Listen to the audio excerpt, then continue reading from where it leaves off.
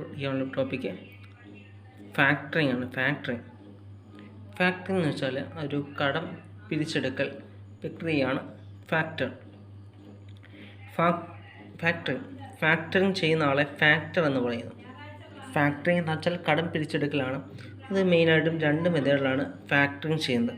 ഒന്ന് discounting of bills discount ചെയ്ത് factoring ചെയ്യുക. രണ്ടാമതായിട്ട് അവരുടെ ഇൻഫർമേഷനൊക്കെ കൊടുത്ത് അതിനകത്തുനിന്ന് ക്രെഡിറ്റ് കൊടുത്താലും ഇനി കിട്ടുമോ എന്ന് അറിയാത്തവരുടെ ഒഴിവാക്കുക. അതാണ് ഫാക്ടറിൻ്റെ രണ്ട് സർവീസ്. ഫാക്ടർ ചെയ്യുന്ന രണ്ട് സർവീസ് അതാണ്. Factoring is A financial service under which the factor renders various service which includes. Factor ചെയ്യുന്ന കാര്യം ഇതാണ്. ഫാക്ടർ എന്ന് വെച്ചാൽ ഒരു ഫിനാൻഷ്യൽ എയ്ഡ് കൊടുക്കുന്ന ഒരു കാര്യമാണ്, ഫിനാൻഷ്യൽ സർവീസ് കൊടുക്കുന്ന ഒരു കാര്യമാണ് ഫാക്ടറിംഗ്. എന്നാൽ ഫാക്ടർ ഇത് കൊടുക്കുന്നയാൾ ശ്രദ്ധിക്കേണ്ട ചെയ്യുന്ന രണ്ട് കാര്യങ്ങൾ. ഒന്ന്, അവരുടെ ബിൽസ് പിരിച്ചെടുക്കാനുള്ള ക്രമീകരണം ചെയ്യുക. രണ്ടാമതായിട്ട് അവർ പണം മേടിച്ചിട്ട് തിരിച്ച് നൽകുന്നുണ്ടോ, പേയ്ഡ് ബാക്ക് ചെയ്യുന്നില്ല എങ്കിൽ പിന്നീട് ഫാക്ടറിംഗ് സർവീസ് കൊടുക്കാതിരിക്കുക. ഇത് രണ്ടുമാണ് ഫാക്ടർ ചെയ്യുന്ന പ്രധാന കാര്യങ്ങൾ. ഇനി അതിനകത്ത് മെറിറ്റ്സ് എന്തൊക്കെയാണ്? അതിൻ്റെ മെറിറ്റ്സ്, ഫാക്ടറിംഗ് കൊണ്ട് ഉള്ള merits: obtaining funds through factoring is cheaper than financing through other means such as bank credit. ഒരു ബാങ്ക് ക്രെഡിറ്റിനേക്കാളും ഏറ്റവും പെട്ടെന്നും ഏറ്റവും ചീപ്പർ വേയിലും, എന്നുവെച്ചാൽ അത്രയ്ക്ക് പ്രയാസങ്ങളൊന്നുമില്ലാതെ പെട്ടെന്ന് ചീപ്പറായിട്ട്, അത്രയ്ക്ക് പലിശ കാര്യങ്ങളൊന്നും ഇല്ലാതെയും പെട്ടെന്ന് കിട്ടുന്ന ഒരു ഫിനാൻഷ്യൽ എയ്ഡാണ് ഫാക്ടറിംഗ്. രണ്ടാമതായിട്ടുള്ളത്, with cash flow accelerated by factoring, the client is able to meet his or her liabilities properly at when they arise. അവർക്ക് ഫാക്ടറിങ്ങിലൂടെ കടം തിരിച്ചെടുക്കാൻ കിട്ടുന്നത് പെട്ടെന്നായതുകൊണ്ട് കക്ഷികൾക്ക് അവരുടെ ബാധ്യതകൾ കൃത്യസമയത്ത് കൊടുത്തു തീർക്കാൻ പറ്റുന്നുണ്ട്. പിന്നീട് മൂന്നാമതായിട്ട്, ബിസിനസ് സ്ഥാപനങ്ങളിലെ കടങ്ങൾ തിരിച്ചു കിട്ടുന്നതിനുള്ള സുരക്ഷിത മാർഗമാണ് ഫാക്ടറിംഗ്.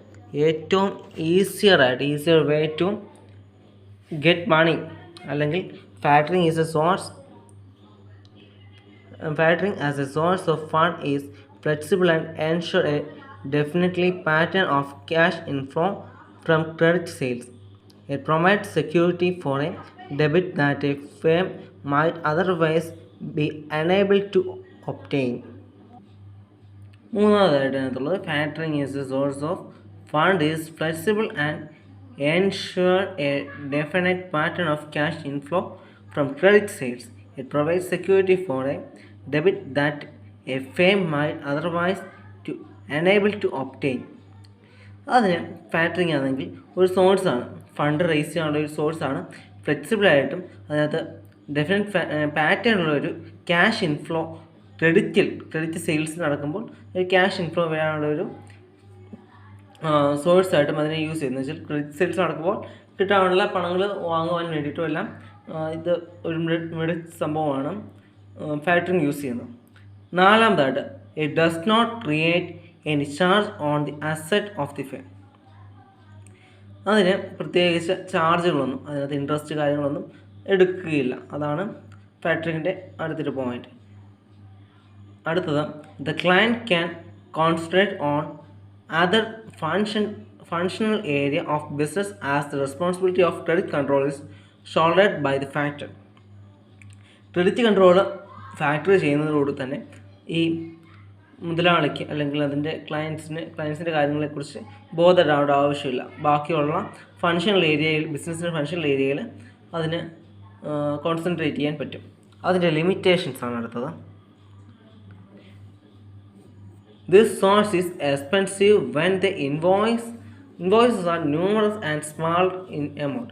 ചെറിയ എമൗണ്ടുകളുടെ കുറേ ഇൻവോയ്സ് ഉണ്ട്.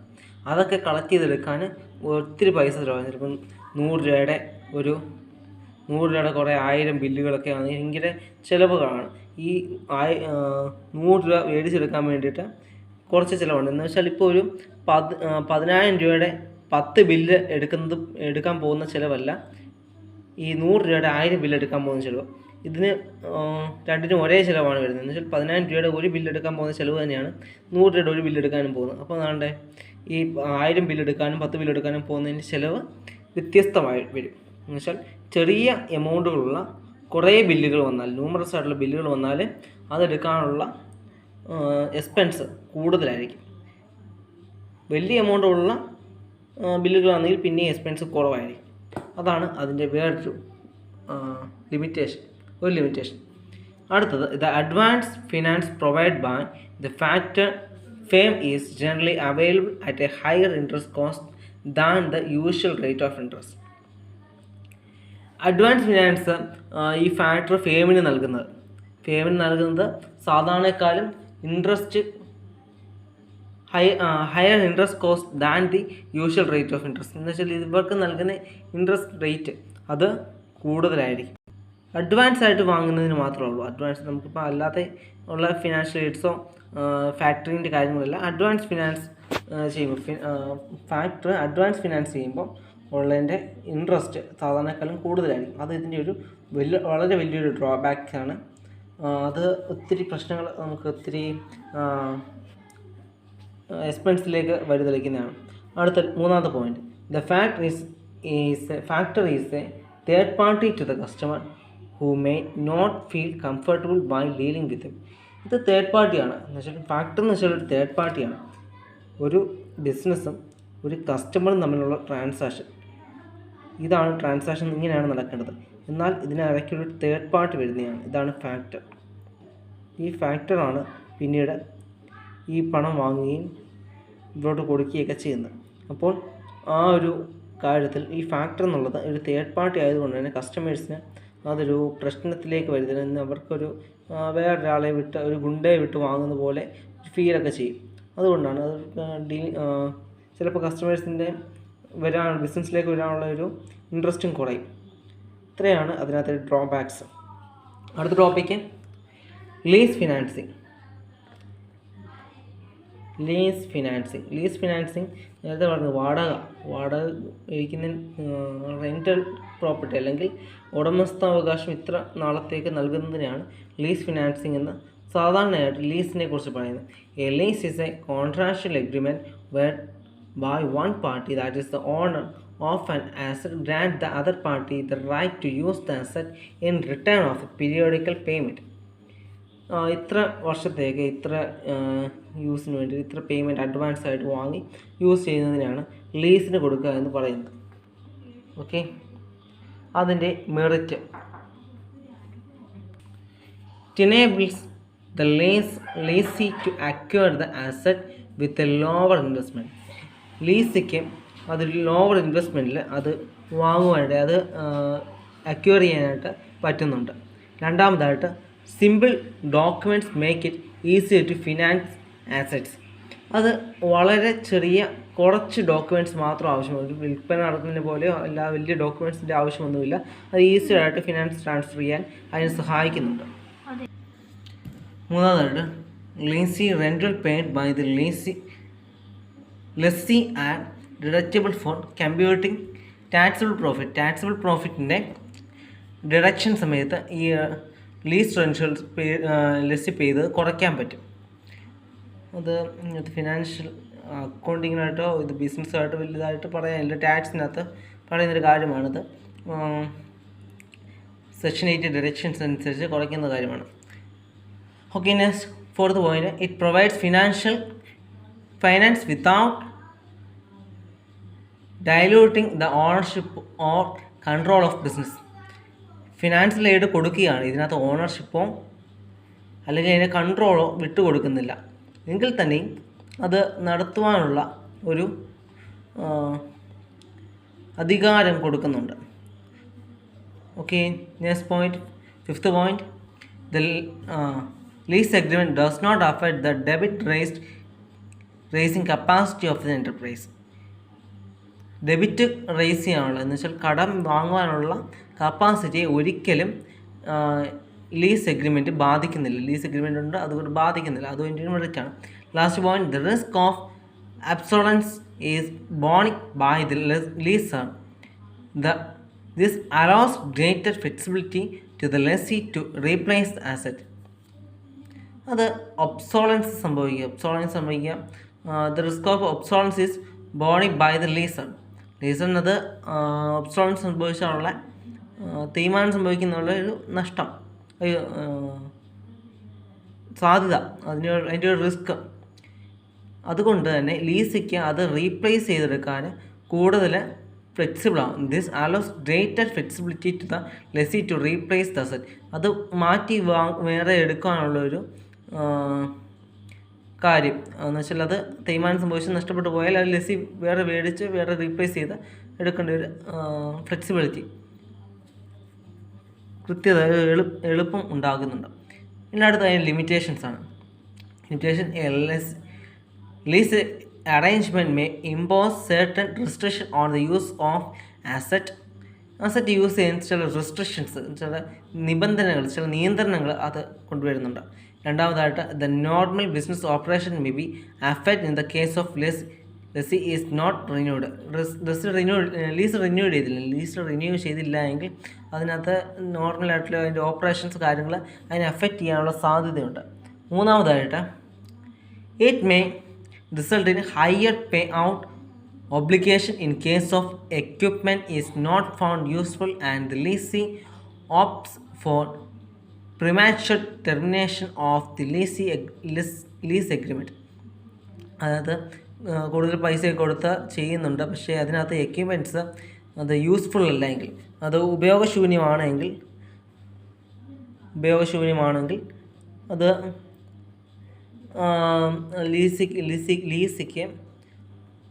ലീസിക്ക് അഗ്രിമെൻറ്റ് ബ്രേക്ക് ചെയ്യാൻ പറ്റും.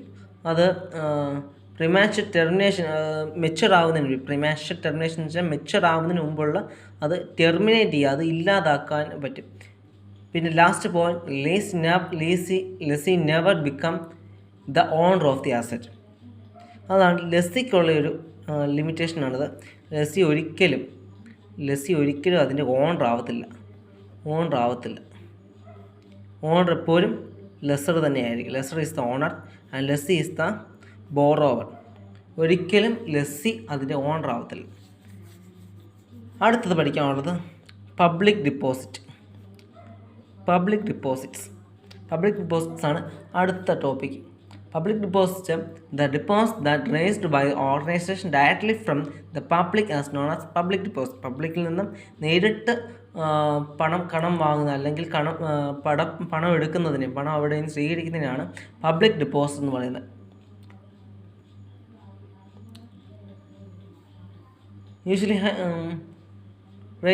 Usually higher than the offered on the bank deposit. Bank ഡിപ്പോസിറ്റിനേക്കാളും കൂടുതലുള്ള അതായിരിക്കും ഇൻട്രസ്റ്റ് ആയിട്ട് കൊടുക്കുന്നത്. Any person who is interested in deposit money in an organization can do so by filling up a prescribed form.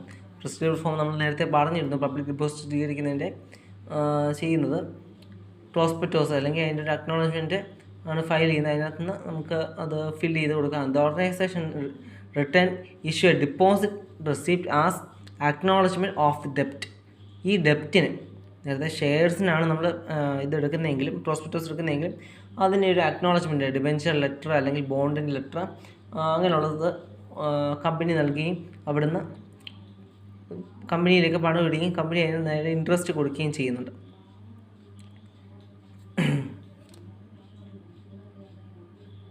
Next അതിൻ്റെ merits. അതിനുള്ള merits, the procedure of the obtain deposit is simple and does not contain restriction conditions are as are generally there on loan agreement. ലോണിൻ്റെ കൂട്ട് വലിയ restrictions കാര്യങ്ങളൊന്നുമില്ല, പെട്ടെന്ന് deposit സ്വീകരിക്കും. Simple ഡിപ്പോസിറ്റാണ്, അതിനകത്ത് വലിയ റെസ്ട്രിക്ഷൻ കാര്യങ്ങളൊന്നുമില്ല. രണ്ടാമതായിട്ട്, cost of public deposit is generally lower than the cost of borrowing from banks and financial institution. ഇതിൽ നിന്ന് കിട്ടുന്ന എന്ന് വെച്ചാൽ പബ്ലിക് ഡിപ്പോസിറ്റ് ബാങ്കിൽ നിന്നും കിട്ടുന്ന ഇതിനേക്കാളും, ബാങ്കിൽ നിന്നും കിട്ടുന്ന എടുക്കുന്ന കോസ്റ്റിനേക്കാളും, ബാങ്കിൽ നിന്നൊരു കടമെടുക്കുന്ന കോസ്റ്റിനേക്കാളും അല്ലെങ്കിൽ ഫിനാൻഷ്യൽ ഇൻസ്റ്റിറ്റ്യൂഷനിൽ എടുക്കുന്ന കോസ്റ്റിനേക്കാളും അതിനുള്ള ചിലവിനേക്കാളും കുറവാണ്. പിന്നീട് അടുത്തത്, public deposit does not usually create any charge on the asset of the company. കമ്പനിയിലെ അസറ്റുകൾക്ക് ഒരു ചാർജും അതിന് പ്രശ്നങ്ങളൊന്നും വരുന്നില്ല. The asset can be used security for raising loans from the other source. അതിന് സെക്യൂരിറ്റീസ് അതിനൊരു സെക്യൂരിറ്റി ആയിട്ട് മാത്രമേ കാണുന്നുള്ളൂ. ഇത് അസറ്റിനെ സെക്യൂരിറ്റി ആയിട്ട് മാത്രമേ കാണുന്നുള്ളൂ. ലോൺസ് കൂട്ടാനുള്ള സെക്യൂരിറ്റി ആയിട്ട് മാത്രമേ കാണുന്നുള്ളൂ. Fourth point, as the deposit does not have voting right, the control of the company is not diluted. ആ ഡെപ്പോസിറ്റ് നൽകുന്നവർക്ക് വോട്ടിംഗ് റൈറ്റ് ഇല്ല. വോട്ടിംഗ് റൈറ്റ് ഉള്ളത് ഇക്വിറ്റി ഷെയർ ഹോൾഡേഴ്സിന് മാത്രമാണ് വോട്ടിംഗ് റൈറ്റ് ഉള്ളത്. വോട്ടിംഗ് റൈറ്റ് ഉള്ളത് അവർക്ക് മാത്രമാണ്. അതുകൊണ്ട് തന്നെ ഇതിനകത്ത് ഒരു ഓണർഷിപ്പ് ഡൈലൂട്ട് ചെയ്തിട്ടില്ല. ഓണർഷിപ്പ് ഒരിക്കലും ഡൈലൂട്ട് ചെയ്യുകയില്ല. അതിൻ്റെ കാര്യം, അതിൻ്റെ വോട്ടിംഗ് റൈറ്റ് ഉള്ള ഒരാൾ മാത്രമാണ് equity share holders. Equity share ഹോൾഡേഴ്സാണ് the owners of the company എന്ന് പറയുന്നത്. അതിൻ്റെ കുറച്ച് ലിമിറ്റേഷൻസ് ഉണ്ട്. New company generally find it difficult to raise fund through public deposit. ഒരു പബ്ലിക് ഡിപ്പോസിറ്റ് എടുക്കാൻ പുതിയൊരു കമ്പനിക്ക് ഭയങ്കര പാടായിരിക്കും. എന്ന് വെച്ചാൽ എക്സിസ്റ്റിംഗ് ആയ ഒരു കമ്പനി എടുക്കുന്നതിനേക്കാളും ഭയങ്കര പാടാണ് പുതിയതായിട്ട് വരുന്ന ഒരു ന്യൂ വെഞ്ചർ അത് എടുക്കുമ്പം അതിൻ്റെതായ ബുദ്ധിമുട്ടുണ്ട്. അവരെ ആർക്കും അറിയത്തില്ല, അങ്ങനെയുള്ള ബുദ്ധിമുട്ടുണ്ട്. പബ്ലിക്കിന് ഡിപ്പോസിറ്റ് നൽകാനുള്ള മടിയൊക്കെ ഉണ്ട്. പിന്നെ രണ്ടാമത്, it is an unreliable source of finance as a public may not response when the company needs money. ഇത് വിശ്വസിക്കാൻ പറ്റത്തില്ല. എന്ന് വെച്ചാൽ ഇത്ര ഇഷ്യൂ ചെയ്ത ഡെപ്റ്റുകൾ, എന്ന് വെച്ചാൽ ഡിബഞ്ചേഴ്സോ കാര്യങ്ങളോ പബ്ലിക്കിൽ നിന്ന് ഡിപ്പോസിറ്റ് കിട്ടുമെന്ന് വിശ്വസിക്കാൻ പറ്റത്തില്ല. ചിലപ്പോൾ കിട്ടും, ചിലപ്പോൾ കിട്ടത്തില്ല. അത് അൺറിലയബിൾ ആണ്. അത് വിശ്വസിച്ച് നമുക്ക് ഫിനാൻസ് നടത്തിക്കൊണ്ട് പോകാൻ പറ്റത്തില്ല. മൂന്നാമതായിട്ട്, collection of public deposit may prove difficult partially when the size of required is larger. വലിയ തുകയൊക്കെ വേണ്ടി വരുമ്പോൾ അതിനകത്ത് നിന്ന് പബ്ലിക് ഡിപ്പോസിറ്റ് വാങ്ങാൻ ഭയങ്കര ബുദ്ധിമുട്ടാണ്. ഇപ്പോൾ കുറച്ച് തുകയൊക്കെ ആണെങ്കിൽ ചിലപ്പോൾ ഒരു കോടി രൂപയൊക്കെ ആണെങ്കിൽ ചിലപ്പോൾ പബ്ലിക് ഡിപ്പോസിറ്റ് കിട്ടുമായിരിക്കും. ചിലപ്പോൾ അത് ഒരു 10 കോടി രൂപയ്ക്ക് വേണ്ടി വരികയാണെങ്കിൽ ചിലപ്പോൾ പബ്ലിക് ഡിപ്പോസിറ്റ് കിട്ടാൻ 10 കോടി രൂപയ്ക്കൊക്കെ ഭയങ്കര പാടാണ്. പിന്നീടുള്ളത് കൊമേഴ്ഷ്യൽ പേപ്പർ. ഇത് നെഗോഷ്യബിൾ ഇൻസ്ട്രുമെൻ്റ് ആക്ടിന് പ്രകാരമുള്ള ഒരെണ്ണമാണ് commercial paper, CP. Commercial papers emerged as a source of a short-term financial in our country in the early 90s. Commercial paper is an unsecured promissory note issued by a firm to raise fund for a short period. ഒരു short പീരീഡിലേക്ക് മാത്രം, എന്ന് വെച്ചാൽ 90 ഡേയ്സിലേക്ക് മാത്രമായിട്ട് fund raise ചെയ്യാനുള്ള ഒരു കാര്യമാണ് commercial paper. It's just like an promissory note. ഒരു promissory note പോലെ തന്നെയാണ്, പക്ഷേ ഇത് അൺസെക്യൂർഡ് പ്രോമിസറി നോട്ട് പോലെയാണ്. പ്രോമിസറി നോട്ട് ഇത്ര ദിവസത്തിനുള്ളിൽ പ്രോമിസ് ചെയ്തിരിക്കുകയാണ്. അതിനകത്ത് പ്രോമിസറും പ്രോമിസിയുമുണ്ട്. അപ്പം ഇതിനകത്ത് ഇത്ര ദിവസത്തിനുള്ളിൽ തരുമെന്ന് പ്രോമിസ് ചെയ്ത് സൈൻ ചെയ്തിരുന്നു. പക്ഷേ ഇതിനകത്ത് അൺസെക്യൂർഡ് ആയിട്ടുള്ളൊരു പ്രോമിസറി നോട്ടാണ്. അൺസെക്യൂർഡാണ്, സെക്യൂർഡ് ഇല്ല. പ്രോമിസറി നോട്ട് നമുക്ക് വേണമെങ്കിൽ ഫയൽ ചെയ്ത് കേസ് ചെയ്യാം, അതിനകത്ത് കോടതിയിൽ നിന്ന് പൈസയൊക്കെ ലഭിക്കും. പക്ഷേ ഒരു CP വെച്ച്, കൊമേഴ്ഷ്യൽ പേപ്പർ വെച്ച് അങ്ങനെ കിട്ടാനുള്ള സാധ്യതയൊന്നുമില്ല. ഓക്കെ, ഇനി merits. Commercial paper is sold on an unsecured base and does not contain in restrictive condition. അതിനകത്തൊരു മെറിറ്റാണ്, അതിനകത്ത് അൺസെക്യൂർഡ് ബേസ് ആണ് അതുള്ളത്. ഒരു കൊമേഴ്ഷ്യൽ പേപ്പർ കൊടുക്കുന്ന ആളെ സംബന്ധിച്ചിടത്തോളം അതൊരു അൺസെക്യൂർഡ് ആണ്, സെക്യൂരിറ്റി വലുതായിട്ടൊന്നുമില്ല, അത് ഈസി ആയിട്ട് കൊടുക്കാൻ പറ്റും. Does not contain any restrictive condition. അതിനകത്ത് നിയമപരമായോ അല്ലാതെയോ തടസ്സങ്ങളോ റെസ്ട്രിക്റ്റീവ് ആയിട്ടുള്ള നിബന്ധനകൾ കാര്യങ്ങളൊന്നുമില്ല. പിന്നെ രണ്ടാമതായിട്ട്, as it A freely transferred instrument it has high liquidity. ഇത് ഫ്രീ ആയിട്ട്, എന്ന് വെച്ചാൽ ആരുടെയും പേര് ഇന്ന ആൾക്ക് കൊടുക്കണം എന്നുള്ള പേരൊന്നും എഴുതി വെച്ചിട്ടില്ല. അതുകൊണ്ട് തന്നെ ഇത് ആർക്ക് വേണമെങ്കിലും കൈമാറി പൈസ വാങ്ങാൻ പറ്റും. ലിക്വിഡിറ്റി ബേസിൽ പെട്ടെന്ന് പണമാക്കി മാറ്റുന്നതിന് പറ്റുന്നൊരു കാര്യമാണ് കൊമേഴ്ഷ്യൽ പേപ്പർ. അടുത്തത്, it provide more funds compared to other source. മറ്റ് സോഴ്സുകളെ സംബന്ധിച്ച് നോക്കുകയാണെങ്കിൽ ഇത് കൂടുതൽ ഫണ്ടൊക്കെ നൽകുവാൻ സഹായിക്കുന്ന ഒരു സോഴ്സാണ്. This is because the maturity can be tailored to suit the requirement of the issuing firm. Further, maturing commercial paper can be repaired by selling new commercial paper. ഇത് വെച്ച് നമുക്ക് കൂടുതൽ കാലത്തേക്ക് നീട്ടിയെടുക്കാൻ പറ്റും. എന്ന് വെച്ചാൽ കൊമേഴ്ഷ്യൽ പേപ്പർ ഒരിടത്ത് 90 ദിവസം കഴിഞ്ഞിട്ട് തീർന്നു പോയി, അതിൻ്റെ മെച്യൂറിങ് പീരീഡായി. അത് കഴിഞ്ഞിട്ട് അവിടെ വെച്ചൊന്ന് റിന്യൂ ചെയ്ത് മാറ്റാം. റിന്യൂ ചെയ്ത് കുറച്ച് ദിവസത്തും കൂടി അല്ലെങ്കിൽ ഒരു പിന്നെയും ഒന്ന് റിന്യൂ ചെയ്ത് 90 ദിവസത്തേക്ക് കൂടി എടുക്കാൻ പറ്റും. അതതിൻ്റെ ഒരു നേട്ടമാണ്. Next point, companies can park their excess fund in commercial paper, thereby earning some good return in the same. കമ്പനിക്ക് എക്സസ് ആയിട്ടുള്ള ഫണ്ട്സ് കൊമേഴ്ഷ്യൽ പേപ്പർ വഴി അത് എക്സസ് ആയിട്ടുള്ള പണം കിട്ടുകയാണെങ്കിൽ, ധനം കൂടുതൽ കിട്ടുകയാണെങ്കിൽ അത് കൊമേഴ്ഷ്യൽ പേപ്പർ നിക്ഷേപിക്കുന്നതിലൂടെ നല്ലൊരു ഏർണിങ്സ് കിട്ടാൻ സഹായിക്കുന്നുണ്ട്. അതിൻ്റെ demerits only financially sound and highly rated firm can raise money through commercial paper. Commercial പേപ്പറിലൂടെ പണം റേസ് ചെയ്യാൻ പറ്റുന്നത് ഫിനാൻഷ്യലി സ്റ്റേബിൾ ആയിട്ടുള്ള ഒരു സൗണ്ട് ബേസ് എന്ന് വെച്ചാൽ ശക്തമായൊരു ഉറപ്പുള്ള ഒരു സൗണ്ട് ആയിട്ടുള്ള ഇത് മാത്രമേ, എന്ന് വെച്ചാൽ നല്ല ബേസുള്ള നല്ലൊരു ഫിനാൻഷ്യൽ പൊസിഷനുള്ളവർക്ക് മാത്രമേ ഇത് ചെയ്യാൻ പറ്റത്തുള്ളൂ. Okay, next point, the size of the money that can be raised through commercial paper is limited to the excess liquidity available to the supplier of the fund at a particular time. ഒരു സപ്ലയറിന് കയ്യിലുള്ള liquid മണിയുടെ അടിസ്ഥാനത്തിൽ മാത്രം ഈ commercial പേപ്പറിൽ എഴുതുന്ന തുകയുടെ size ഇപ്പോൾ 10,000 രൂപയുടെ കയ്യിലുണ്ടെങ്കിൽ 10,000 രൂപയുടെ കൊമേഴ്ഷ്യൽ പേപ്പറൊക്കെ ചെയ്യാൻ പറ്റത്തുള്ളൂ. അങ്ങനെ ഒരു ലിമിറ്റേഷൻ അതിനകത്തുണ്ട്. Next point, the commercial paper is an impersonal method of financing. As such, if a firm is not in the position of redeem its paper due to financial difficulty, accessing a maturity of the CP is not possible. ഇതിനകത്തിപ്പം financially അവർക്ക് കുറച്ച് നാൾ കഴിഞ്ഞാലും തരാൻ പറ്റത്തില്ല. ഇനിയിപ്പം 1 മാസം കൊടുത്താലും 2 മാസം കൊടുത്താലും 3 മാസം കൊടുത്താലും പിന്നെ 2 പ്രാവശ്യം റിന്യൂ ചെയ്താലും അവർക്ക് തരാൻ പറ്റത്തില്ല. എങ്കിൽ അത് ചെയ്യാൻ പറ്റാത്തൊരു ഇമ്പേഴ്സണൽ മെത്തേഡാണ്. എന്ന് വെച്ചാൽ അത് ചെയ്യാൻ കഴിയാത്തൊരു മെത്തേഡായിട്ടൊന്ന് മാറും. അടുത്ത ഷെയർസിൻ്റെ ഒക്കെ അടുത്ത വീഡിയോയ്ക്കകത്ത് ഇടുന്നതായിരിക്കും. Issue of shares. Okay, by.